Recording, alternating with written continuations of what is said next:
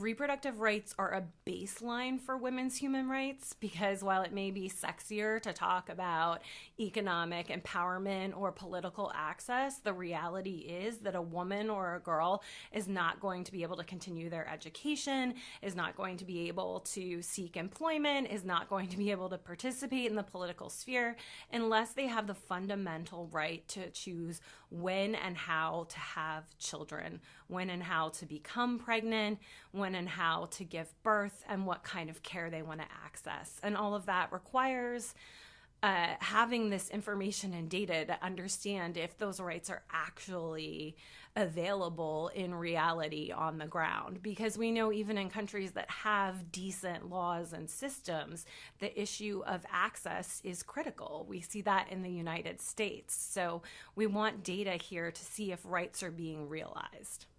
So I think we might have alluded to this a little bit in one of your examples earlier, but how have they been used with other parts of the government, reproductive rights in particular, as part of the Human Rights Report? Yeah, so I think we were saying since 2011, there's been this separate reproductive rights subsection. And then last year, that section was completely deleted by the Trump administration.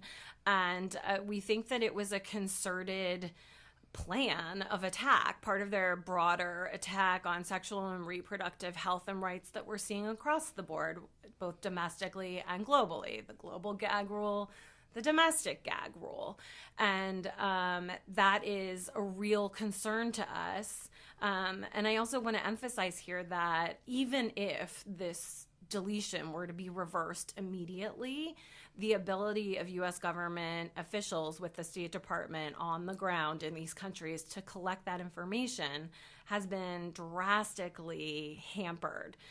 Those relationships that you build, the meetings that you attend, the groups that you have connections with, all of that gets lost because we know that the 2018 reports, which are about to drop, are also being prepared without reproductive rights in them. So now it's 2 years of lost data, lost relationships, and a complete lack of promotion of these values and rights.